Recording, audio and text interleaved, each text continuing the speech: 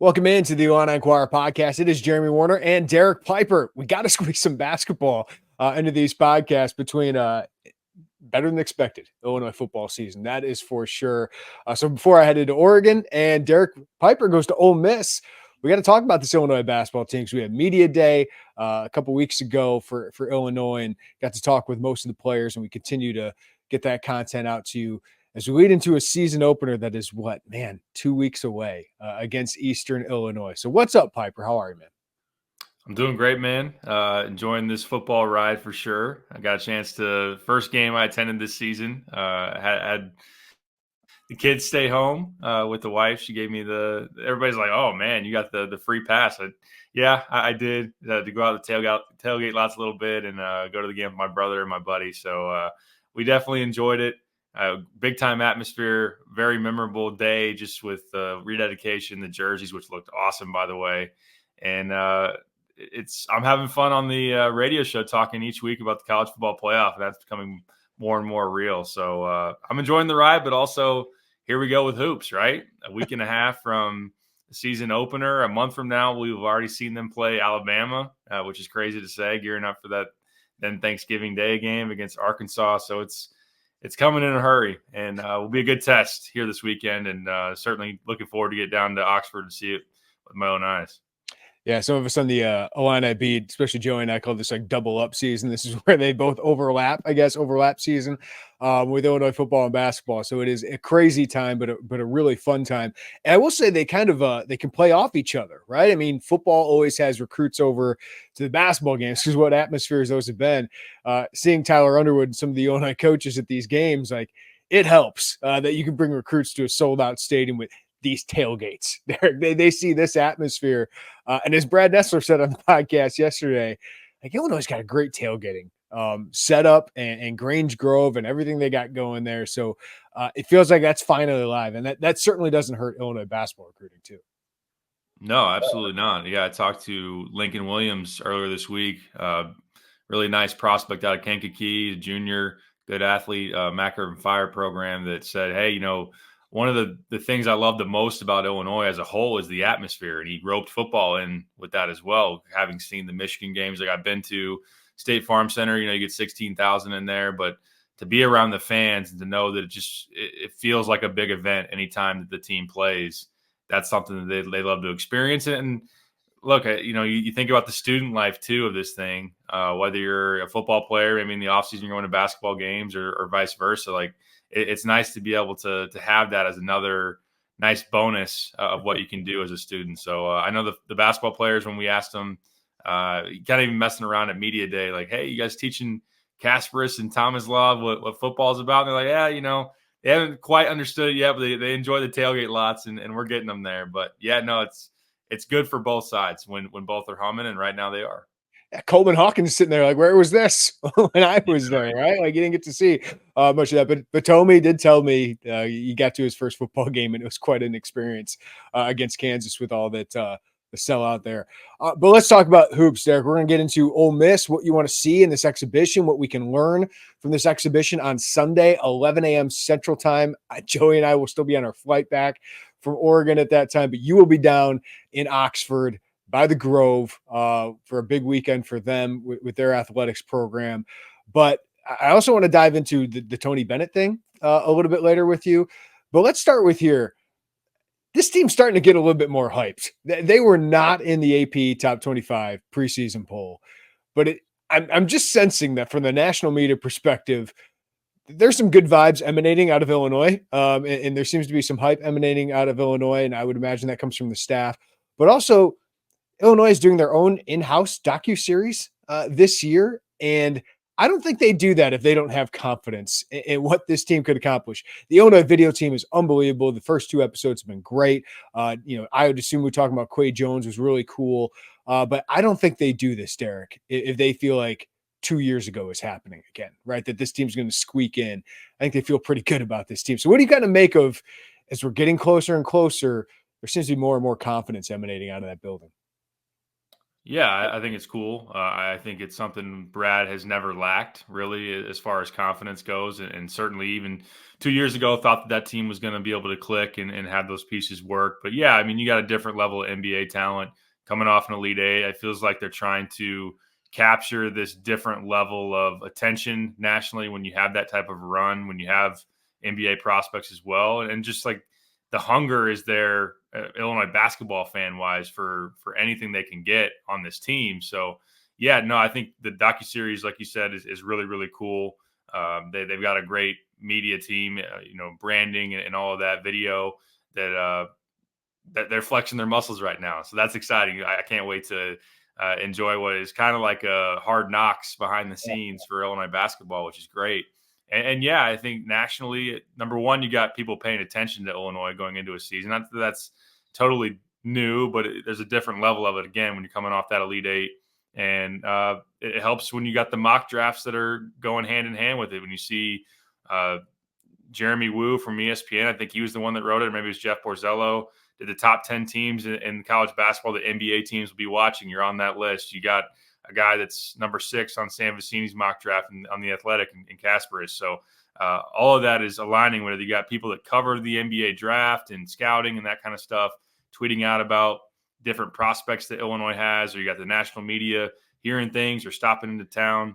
That's all great. And I think that the expectation level was already pretty high. I think internally, obviously, and then in the Illini fan base. So we'll see how ready they are to live up to it immediately. But we do all know and have a good understanding the ceiling can be really high and really exciting. Yeah, the Kasparas Jakucionis hype train has certainly left the station, Derek. And we've been high on this guy, but when you do see guys like Sam Vecini have him number 6 in an NBA mock draft, or ESPN has him number 15 in an NBA mock draft, again, we just haven't seen that here at Illinois, where guys had that kind of one and done hype. Iowa's in those conversations. Obviously, getting him for 3 years was huge for this program, but we haven't seen that for a while. But it's obviously coming with what they're seeing in practice. So, how high are you on Kasparas Jakucionis going into this season, and what does all this hype from the outside tell you about what they're seeing on the inside? I'm really high on him. I think he can be as good as a guard we've seen as a freshman here at Illinois. Certainly, he's going to have the opportunity to have the production with that. I am still thinking there will be some growing pains or just some youthful moments for a guy that's 18 years old. And I do like the competition that he's played, as we've talked about in FIBA. But it is different when you go to college, and it'll be different when he sees a really, really old Ole Miss team that has some good guards. So what that looks like and how that plays out. I mean, John L. Davis is a matchup he might draw with the Arkansas game very early in this season. Mark Sears is a great guard for Alabama. Now, the great thing about that is that you have Kylan along with him. Kylan that's been in college basketball and has been through some of those wars, and maybe can handle some of those, in particular, defensive matchups. But, yeah, no, I wrote it in the feature I did. It was great, by the way. You did a great job with that. The players talking about him, I thought was the best thing about that story, because they did not hold back. Like, they hyped their guy up too. Yeah, it was awesome. And I tried to find the right way to frame it. Like, it almost seemed like, in talking to Trey White and Merez, who are good interviews, both of them, Trey, sneaky, maybe one of the best interviews on the team so far. But you could see them kind of like almost break character a little bit in their answer. Like, you get into interviews, and certainly you've got an understanding that, some guys this is going to be quoted. It's funny, sometimes Kylan will say something almost like with slang. He's like, oh, wait, let me rephrase that.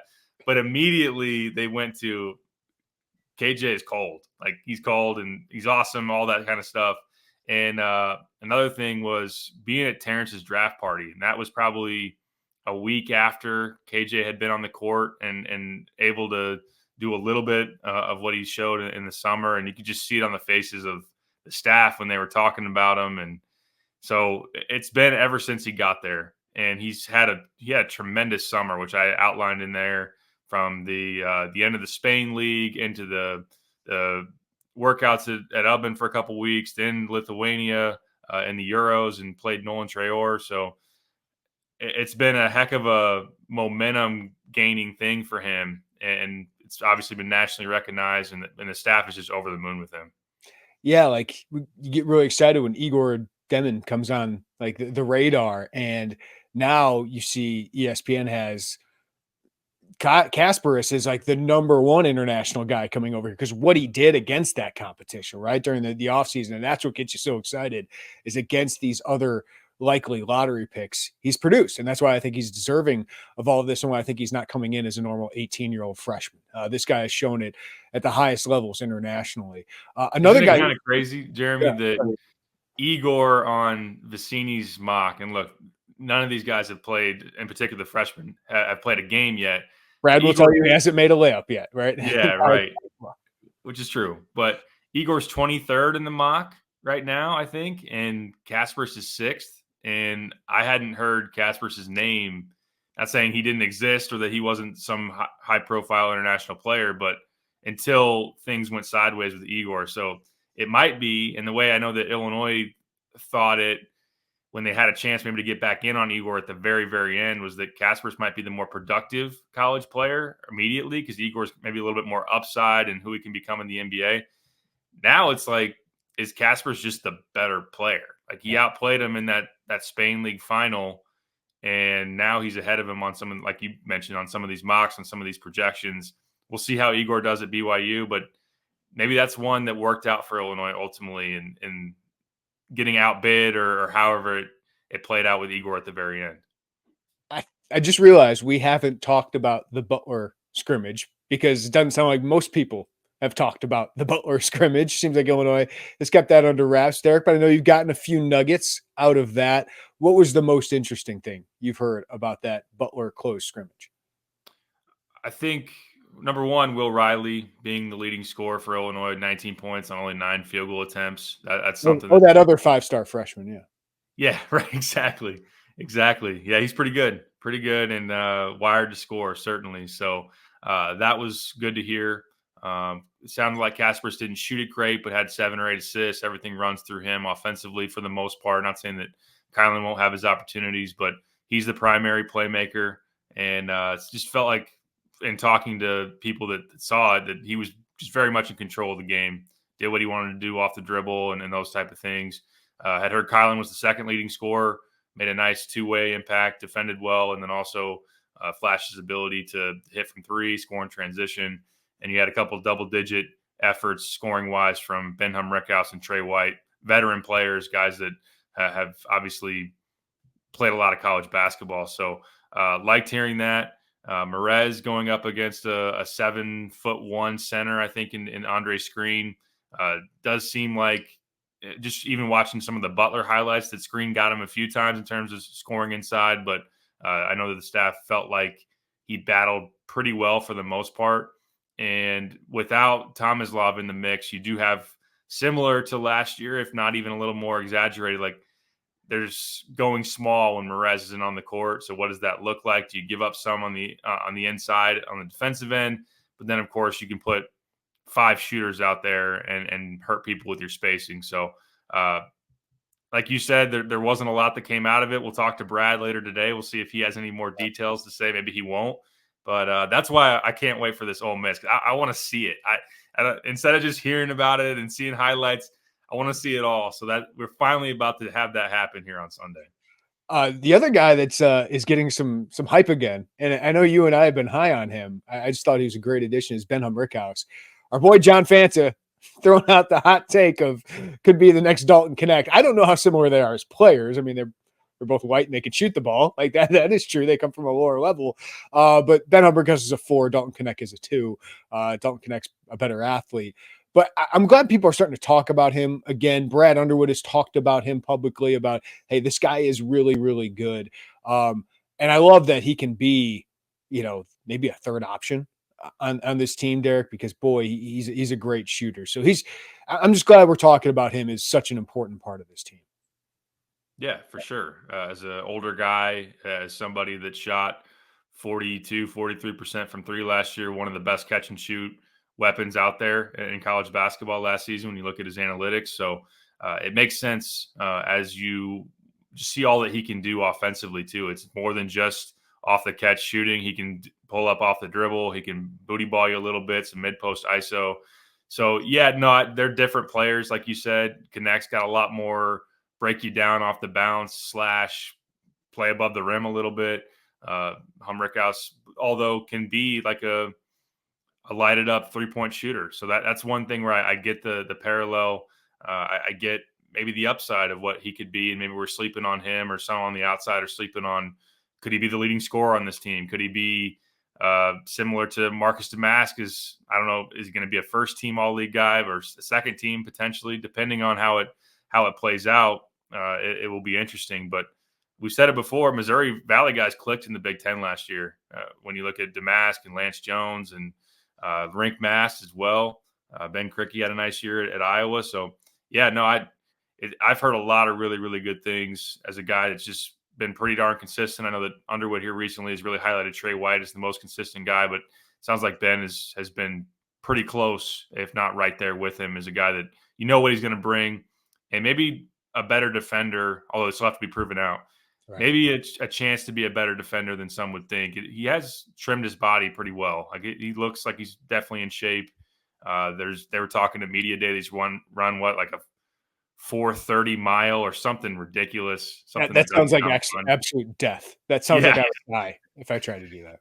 Yeah, exactly. He's in really good shape. I don't want any part of that, but we'll see if Wagner can do it. Maybe we get a basketball road trip. Let's fire up the hotel treadmill and see if Wagner can get a 4:30 mile.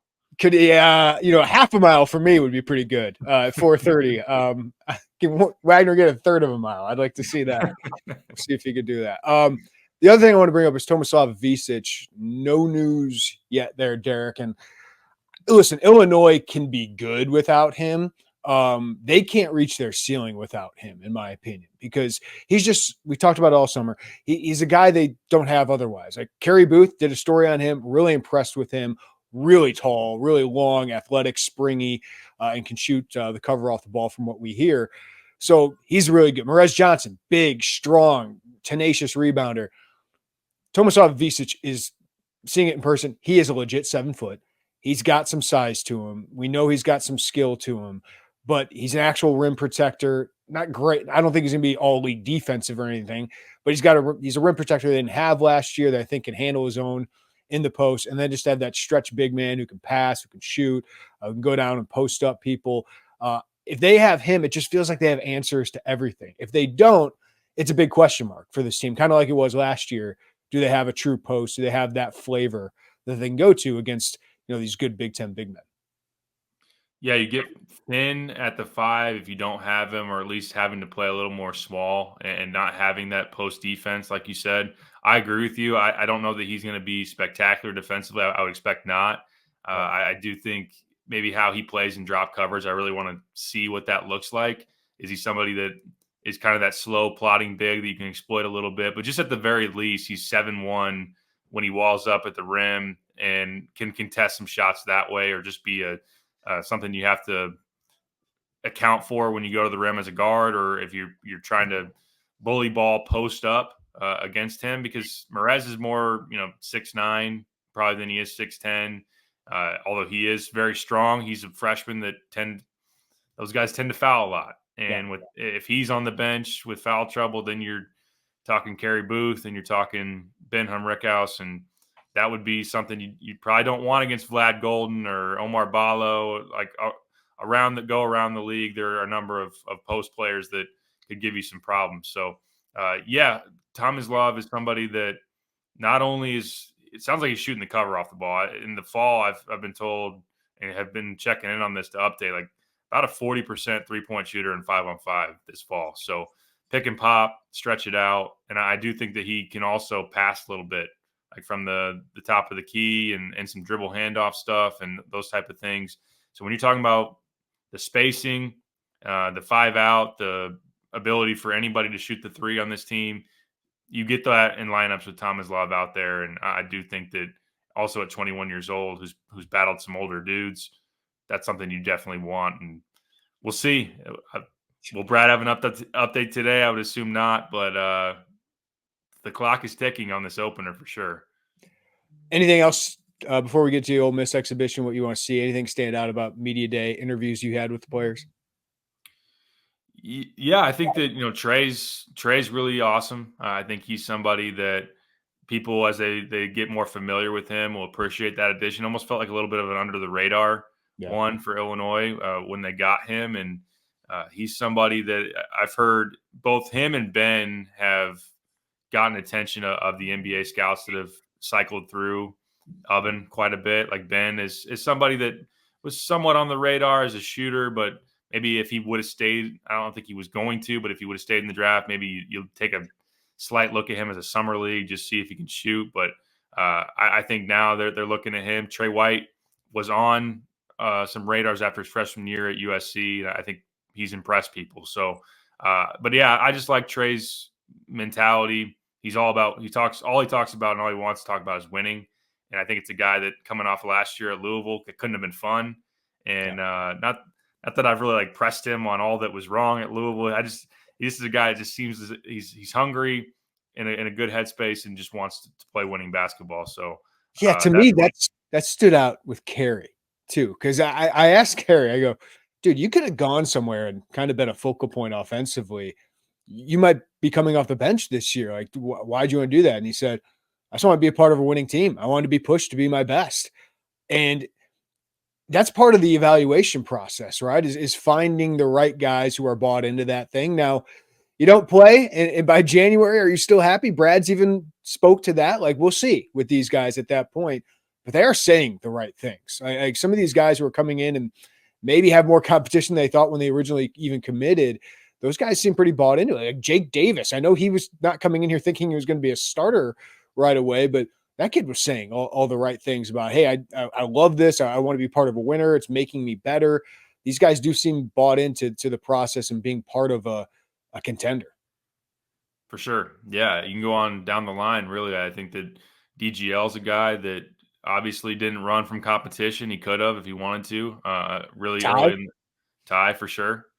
Ty's another guy. Now, I know it's, as Brad would caution, and I think we can do so as well, is like it's easy right now to have good vibes, to be cool with this situation because no games have been played, no moments have happened where you didn't take your warm-up off or you only got in the game for single-digit minutes, and how feelings potentially get hurt or don't, and how bought in people stay with that. But Illinois managed that really well. And like you said, they've really made an effort to evaluate as much as they can personalities and what motivates guys and different people's circles and how they involved they are, what those voices say. Sometimes you can't predict it, but they definitely have been very mindful of that, and they like where they're at right now as a group.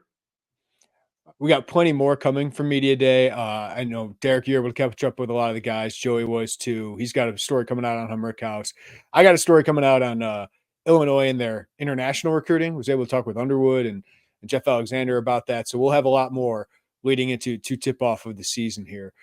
I know you guys have heard me talk about Homefield apparel a lot, but there's a reason. I have some of these shirts from Homefield Apparel, and they are a premium collegiate apparel brand based in Indianapolis. And what I love about them is they're focused on creating incredibly comfortable, officially licensed apparel with vintage college designs. So go to homefieldapparel.com and check out their Illini gear. The Flying Illini t-shirt I love. If they have any bomber jackets, go check those out. But you see all of these vintage designs that are great. They kind of stand out in a crowd, but also these are comfortable, well-fitting. They're not the boxy kind of ones you get at the random department store. No, these are well-fitted, comfortable t-shirts and apparel. So go check it out at homefieldapparel.com. Go to the drag down menu, click on Illini, and you'll see all of these great shirts, including Orange Crush, old school Fighting Illini basketball shirts, the Flying Illini t-shirt with the great winged logo, Script Illini gear, including t-shirts, hoodies, an orange ringer tee, the 2004-05 Illinois basketball shirts so you can relive those glory days, but also they have great hoodies, great crew necks, great Illini football gear, including the 80s Illini helmet on there. If you're an old school sweatshirt guy, they got those. If you're a quarter zip guy, they got those. If you want a women's tank there with the script Illini. They got that. So go to homefieldapparel.com to check out all the great gear they have there. If you're not an Illini fan, they have more than 180 plus growing list of schools. So you can check out all the gear from all over the country. And right now, use code Illini24 for 15% off at homefieldapparel.com. That's Illini24 for 15% off all the gear at homefieldapparel.com. But Derek, let's talk about the tip-off of this exhibition game. Like, we will actually get to see these guys in action against Ole Miss, 11 a.m. Central Time on Sunday. So right before all the NFL action kicks off. Bears fans happy. The Bears are later in the afternoon, but there's not SEC Network. So a great chance to see them. Derek, you'll be down there in Oxford. What are you most interested to see? I mean, there's so many things to pick from here, but what are you most interested in seeing?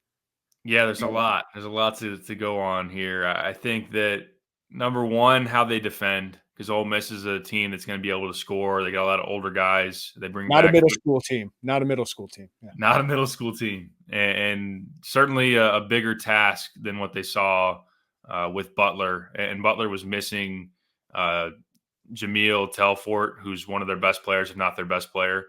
So you look at Ole Miss; they're ranked for a reason. I was looking at that, going through their roster. They got 5 guys who put up 13 plus points a game last year at the high major level.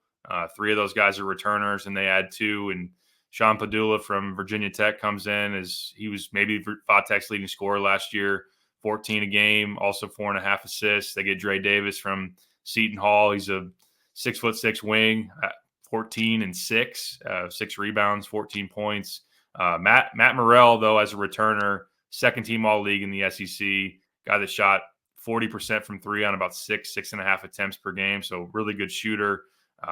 Jalen Murray's a 5'11" guard that can really score. He came in from St. Peter's last year and put up double figures for them. And then Jamin Brakefield, 6'8", wing forward, probably more of a 4, who's skilled and can score it as well. So they've got a lot of offensive firepower and a lot of, again, 3 of those guys of the 5 I just mentioned, 3 of them are 5th-year COVID year guys. The other 2 are seniors. So this is one of the oldest teams literally in the country. You go on the Bart Torvik sorter. I know that we've done this before with Illinois. If you look at experience, Illinois is the 2nd lowest at the high major level. Ole Miss is number 1 in the country at the high major level, number 4 in the country, period, when you look at experience. So I love that. Brad Underwood loves that, right? Like, yeah. Hey, this is what old basketball players play, like well coached with Chris Beard, no matter what you think around that guy. Like, he's a really, really good coach. So on the road, like, you could tell Brad Underwood wanted this one for a reason, right? This is a great test for a young team that's never really played together outside of the practice arena. Absolutely. So how you are able to center back to defensively, I think just guarding guys that are obviously capable scorers, but you get older players, they maybe know some tricks of the trade, or they got maybe a little bit more advanced in terms of, I know you're piecing a couple of new players together, but their continuity and the little wrinkles they can do offensively and how that all works. I'm assuming Beard teams usually like to play decently fast, and not saying that's going to make Illinois uncomfortable, but you got to get stops. You got to be able to get stops to be able to win. Offensively, Kasparas, I just want to see what he looks like running the show, obviously. And on the note of continuity, like 10 new guys for Illinois. We know there's a lot of individually talented pieces for them and a lot of capable shot makers if you get them the ball, but how that works to where, and I love that, look, KJ is someone you can run a ball screen for him and he'll naturally create breakdowns and be able to find guys. But what if the open shot is 2 or 3 passes away? How does that work within an offense? Do they have that connectivity, that synergy to make those plays, to make cuts that are there? And just how advanced they are at this point right now is going to be interesting in their offensive development and all those type of things. So I'll be looking at a lot of things, but those are some things that come to mind. All right. We got to do the starting lineup thing, right? So, all right. Kasparas Jakucionis, Kylan Boswell, Ben Humrichous. Who are the other 2 spots? If he sits out, it opens up that center. I would imagine Merez. I would imagine Merez too. And then it's probably one of Trey White and Will Riley, in my opinion, based on what I've heard. If we're going to pick one, oh boy.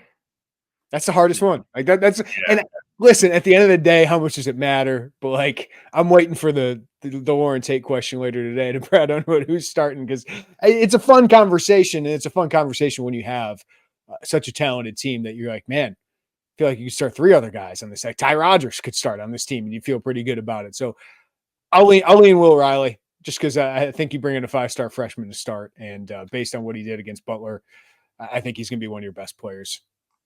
That's fair. Would you possibly go small ball? Would you play Humrichous at the small ball 5 to start the game? And have Trey White and Will Riley? Trey White and Will Riley in there. But I wonder if you'd have Ty in there instead of Trey or something, just to give you a rebounder, defender guy. Yeah, I could see that, because Trey is a small ball 4. I kind of really like that. I almost really like that position for him at the college level. I do like bringing Trey White off the bench as kind of a veteran scorer. It could be 20 to 25 minutes for him at the end of the game. But when you get a team like this, you kind of think of combinations. You think of, all right, second wave, we can get somebody a rest, we can get Ben a rest, bring in Trey White, and he can be a guy that creates some offense for us. Yeah, no, that's a good point. And it is more than just trying to maybe find your best 5 to start a game. It is thinking about rotations. And of course, when you have Ty Rodgers and Merez to get, like, do you want to sub those guys in together? What does that look like? How do you stagger certain pairings to make sure you have the floor spacing, the shooting that you want? Not saying they absolutely can't play together. You just have some limitations offensively, and how you piece that all together. So, no doubt, though, to circle back, like Ivisic, I think people probably know this, but if he's ready to go, he's your starting 5-man for sure. Like I'd be pretty confident in that. To be honest with you, that's like one of the things I'm most interested in watching here. Because say Ivisic gets eligible this is just speculation, right? I have no idea. If Brad Underwood doesn't know, I don't know. But say he doesn't get eligible until like December. Like, you need Merez Johnson, Kerry Booth early on to give you some good games against good teams. So I'm interested to see what they look like what the post rotation, how much Ben Humrichous plays. What does this post rotation look like without Ivisic in case it does linger? I mean, his brother wasn't eligible until late January. I don't see this going that long, but I don't know the situation. So I'm really curious to see how it goes with them. Yeah, I would think that Merez already is going to probably play in the 20-minute range. If Tomislav is really able to solidify himself as the primary option, then obviously it could dip to 15 to 20 type of thing. Without him, then you probably need closer to 25 from Merez, or it would depend on foul trouble and how you want to make it work. But I would almost think that Ben Humrichous might then be your second as a small ball 5, second option there at that 5 spot. And you got a number of forwards that you can rotate in to play the 3 and the 4. We'll see. That's not to like completely discredit Kerry Booth, because I think he's got definitely exciting skills, and it sounds like he's shooting it well, and he's a good athlete for sure. So that's the thing about Illinois is there are a number of different pieces you can plug in, a number of different guys that are competing for only so many spots that it could play itself out a number of different ways. But yeah, you would need Merez to be reliable and not somebody that's, 2 fouls after 5 minutes a lot of games, especially against those more physical teams. And then otherwise, when you're playing maybe a little bit more small, even at Kerry, if he's thin and not the bruiser or holding up in the paint as well, making that trade-off worth it, or making that trade-off work in your direction as it did last year with Coleman Hawkins, like having guys like Ben, if he's playing the 5, or Kerry, if he's playing the 5, make those threes and make it a mismatch the other way. I think we know the roles of certain guys like Kasparas, Kyle Boswell, Ben Humrichous, Merez. The Trey White, Will Riley, I think we know they're going to play huge roles on this team. What the minutes look like, what the rotations look like will be interesting. But the guys I'm maybe most interested in this first game, Derek, to kind of just figure out how many minutes is this guy going to play? Who's he rotating in? Dre Gibbs-Lawhorn? Ty Rodgers? I don't know if Jake Davis would be on the fringe of that. Like those are guys I'm interested to see, like, what role do they play? Like, how will they be counted on? Probably can't take it away in one exhibition game, but those are guys that probably got more questions about how big or how small the roles will be. I agree with that for sure on both those guys. I think that certainly with Ty, you know what you're going to get. Somebody that's experienced, and I think they like a lot of things about Ty Rodgers as a player, but certainly the lack of shooting is something that they are considering. And this is a team that I think a lot of decisions will be made on maximizing the offense. I'm not saying that Brad, who is repeatedly, it feels like every media availability, talked about how much this team can't guard or hasn't guarded yet. And Ty Didn't can't seem help to care when he recruited all of these guys this offseason. Didn't seem to care then. Right. True. For sure. And we'll have to see how good of a defender Ty Rodgers is. That's another thing that I think is a very valid question. He didn't defend that well when he was matched up with guards last year. Now, if he's more of a wing, does that help him be more effective there? Does he make less mistakes? Seemed like he got hung up on a lot of screens and those type of things. So I do think he can be, obviously, Illinois is one of their better rebounders, go to the rim. Is he going to flash the three ball? Is he going to make a three in the exhibition game? We're going to see that. Yeah, I know. I'll take the under. I'll take the under there, Derek. Yeah, I know. Maybe it's more legit than the Omar Payne mid-range jumper, but that doesn't. It's a low bar. And then DGL in the backcourt. Illinois doesn't have many quote unquote guards, but KJ and Kylan are high minutes type of players. Maybe both play 30 minutes a game. How does DGL factor into that? Good defender. Sounds like he's been scoring it well in the fall, but he's got an uphill climb to play a good chunk of minutes. But I do think he's going to obviously fight for it. That dude's scrappy, and he'll give you all he has when he's out there. Hopefully, he just fouls less this year because I think if he does that, he can be a bonus on the defensive end. Yeah, I want to get into the Tony Bennett thing here, Derek, because him retiring is just kind of a reminder of Illinois having a coach who adapts, who's really adapted. Isaac tried a great breakdown of like the old guard versus the new school of coaches, and Brad's in his 60s and he's a new school coach. Like that 5 years ago, 6 years ago, if you'd have told me these changes were coming to college basketball, I didn't know if Brad would have been that personality to change. But I think the competitiveness of Brad and wanting to win a national title and win at the highest level, I think it's superseded all of this. So he's been very open to it. And boy, leaning into that, the NIL game, all of this, the transfer portal has certainly put Illinois in a great spot. So I give kudos to Tony Bennett for retiring, just like Jay Wright when all this stuff was happening, the timing of it. He kind of pulled the Bo Ryan to get his guy like Greg Gard in there. So kudos to him for that power play. But it's just a reminder to me of what Illinois has at head coach. No, yeah, absolutely. And certainly check out Isaac's article on that. That was cool to see the breakdown there. I think with Brad, and there are a number of different ways for it to work. Like you can be old school in a certain way. Doesn't mean it's not going to, like Matt Painter is old school. And so far, I mean, we'll see what life is like after Zach Edey, but he's had a lot of success here recently. He's won back-to-back Big Ten titles. Whereas Tom Izzo, as an old school guy, has been below expectation here recently. But with Brad, I think you get new school roster building, new school as far as like some scheme stuff, certainly, with some old school accountability and some old school like hard on his players, at least, a decent amount. And you got to find the right guys certainly to respond to that and those type of things. And I think in the portal era, I don't know, we haven't maybe talked to him about, hey, is there anything you do differently in communication or if you want to rip a player because he could go in the portal really the next day if he wanted to, but not saying that he would. But yeah, that's kind of what you have with Brad is you kind of want some of those old school principles to make a tough team, to make it have accountability, but also the flexibility of scheme. He's changed what he's done. He's gone from spread to ball screen to 5 out to whatever is best to suit his roster. He's been open to hearing suggestions from his coaching staff, whether it's Tyler, whether it's Zach Hamer, whether it's Stephen Gentry. It's changed his defensive schemes as well.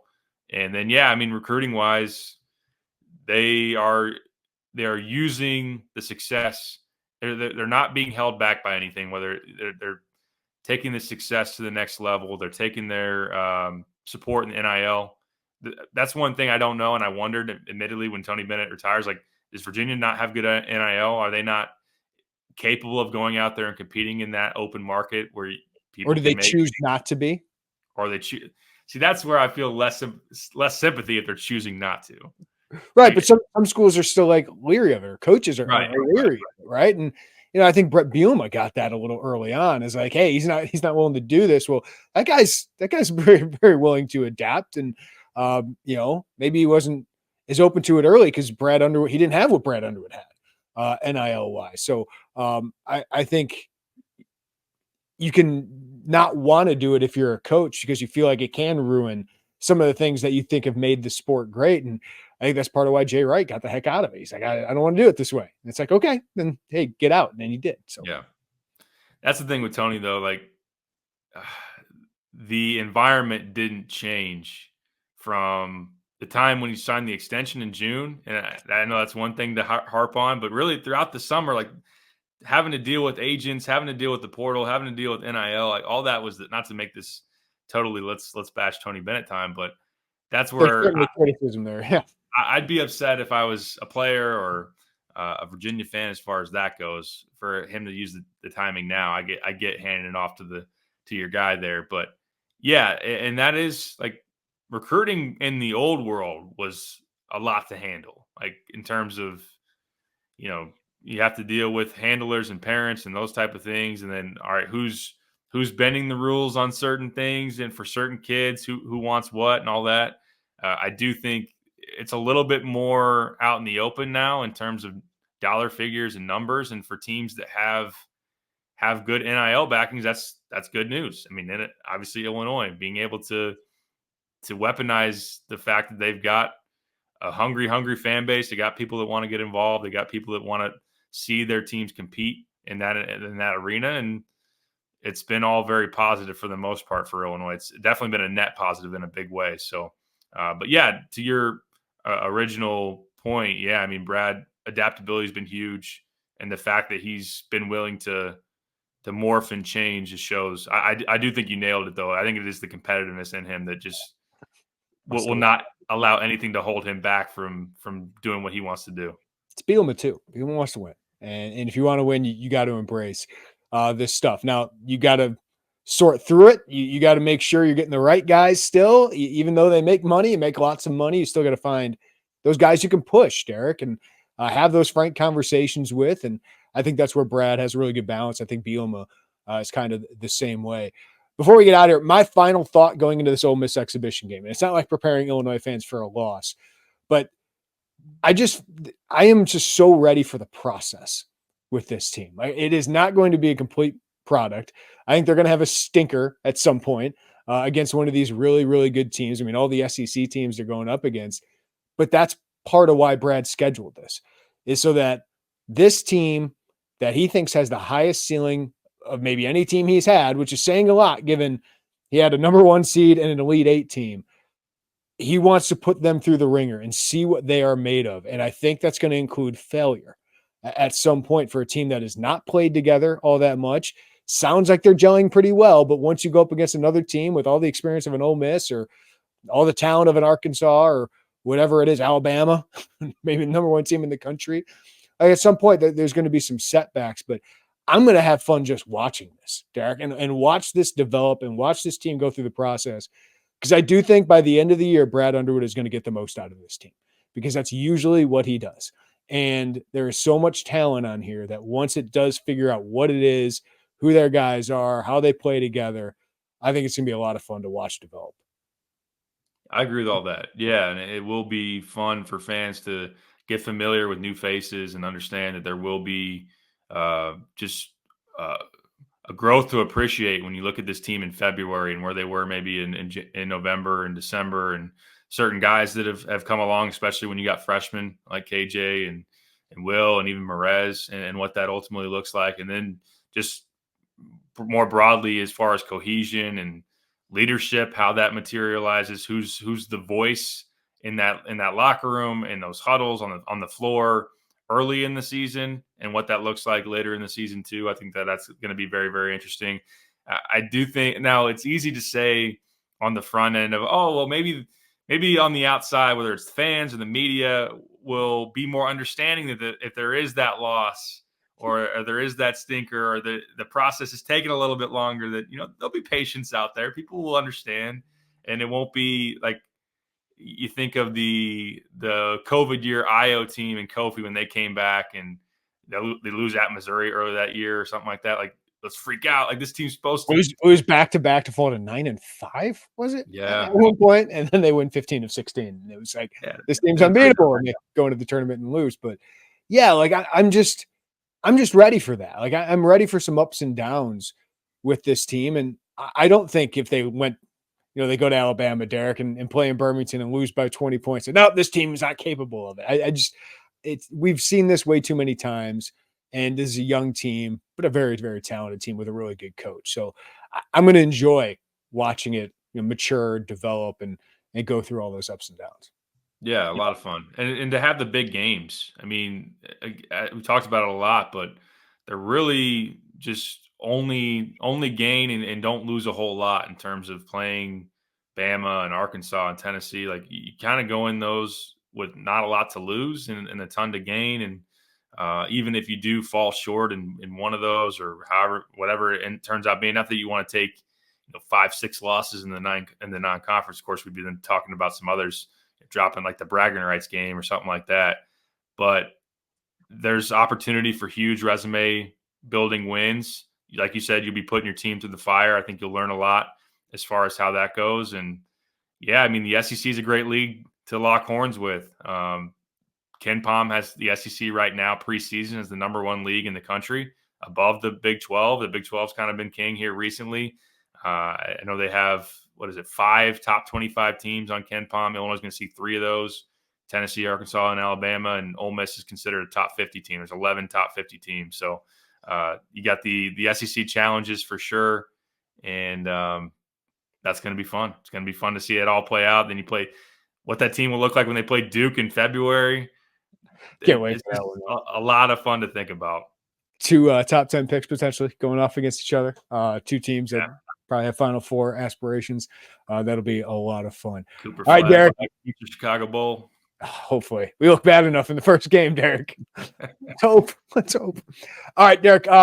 Enjoy the Grove, man. You gonna get to a football game while you're down there? I don't know if I'm going to the game. I am thinking about trying to get to the Grove just to see the environment. I got to spot up. Got to find what's the best sports bar in Oxford to watch Illinois, Oregon. Comment below on YouTube. Yes. Yeah, there you go. Let's get that going. You guys enjoy Eugene, man. That Autzen is supposed to be one of the best out there. Yeah, Portland's a great city. We're going to stay there and then drive the Eugene in the morning and get to enjoy that. Yeah, the West Coast. We got to get used to it. You got your West Coast trip coming up in the winter.